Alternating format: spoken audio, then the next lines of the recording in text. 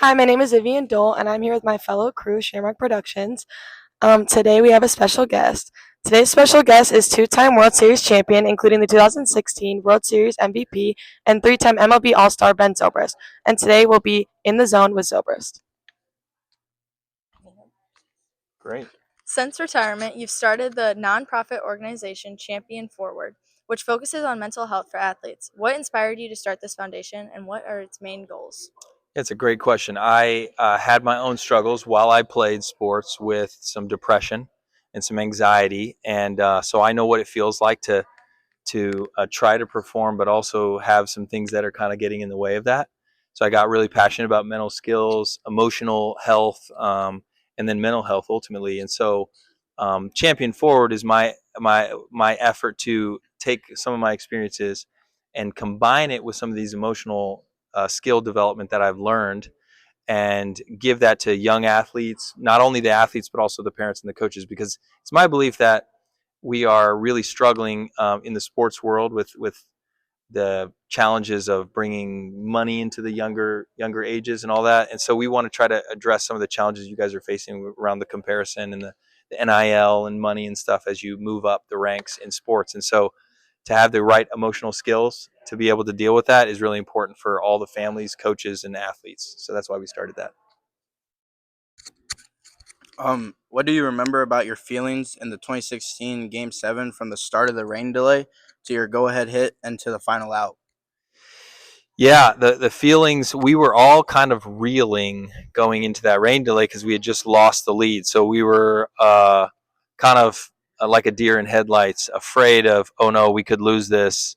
And it could be one of the worst losses that Cub fans have ever experienced, being that close to the World Series and then losing. And so I think we were all feeling a little bit of um, probably frustration and anger at the time, but also we were determined. So as we went into this meeting, we had a team meeting right during that delay.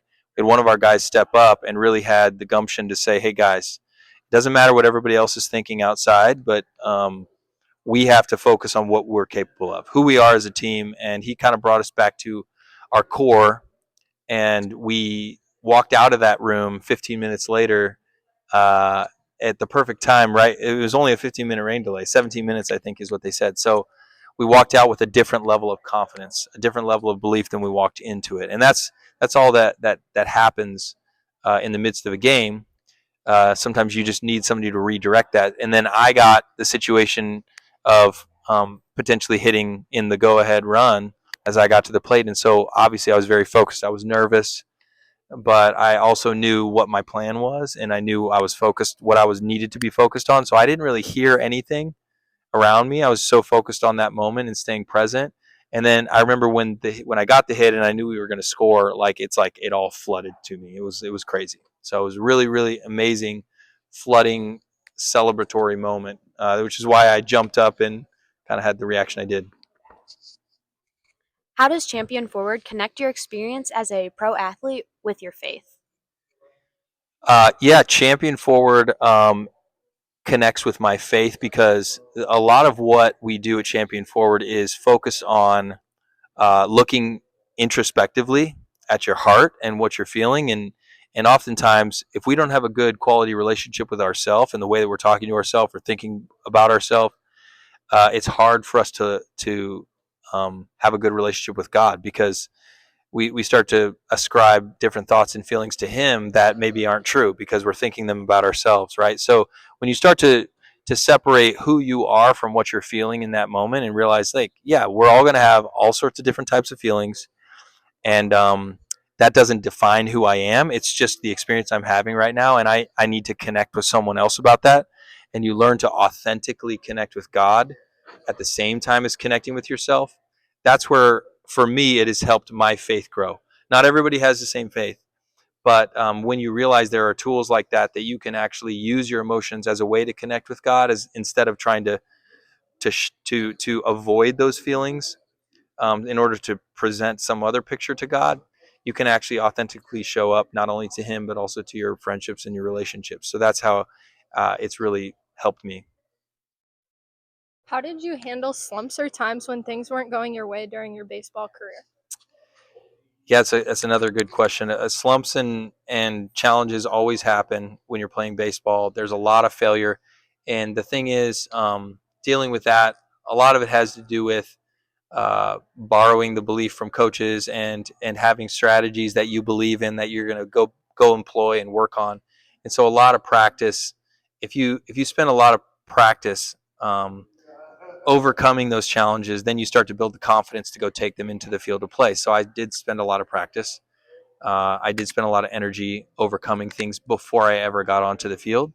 But then when you're actually in the midst of competition, sometimes there's a block, there's a fear like that comes and hits you, and you have to. I talked about this a little bit in our talk at the school today. Is you have to learn to silence the things that really get to you, and then amplify the things that you know you need to cue on.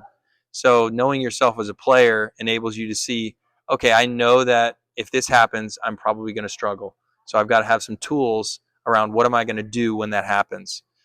So without believing it's going to happen, you still have to be prepared for when it happens because failure is going to happen.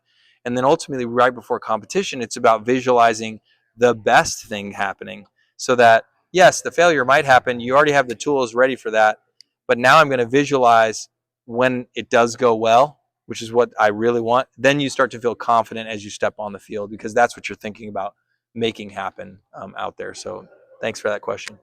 Since we're usually ones that like look up to you and are starstruck of you, how do you like who would you remember in your career like through doing all this? Yeah, I mean, I always had people that I was looking up to. I think for me, my mentors have ended up being people that can have a really deep conversation with me. So if they can go beyond the surface level strategy of my sport, and they can dig in with the challenges that we're all dealing with deep down, and you're figuring out who you are as a player.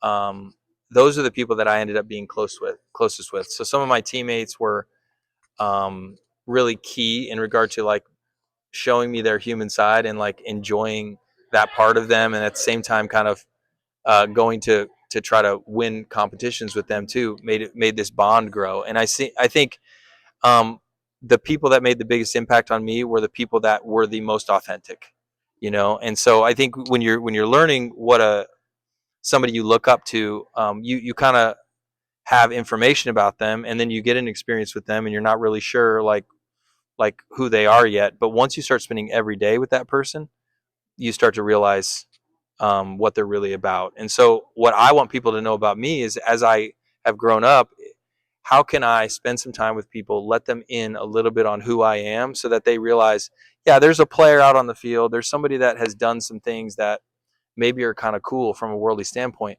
but ultimately, it's the person underneath that is what makes being able to step into that role possible. So I want people to know me for who I am, not just what I do. And I think that's where we start to feel real purpose in life, is when we have people that realize we are so much more than what we do out on a court or on a field. And it's not just what we do academically or what we do with a job. It's who we are and how we connect with other people, right? Not only with ourselves, with God, but with others. So you guys, those are amazing questions. You guys did a really good job. Got me talking a lot, and so appreciate it. Thank you. Thank you. Thank you.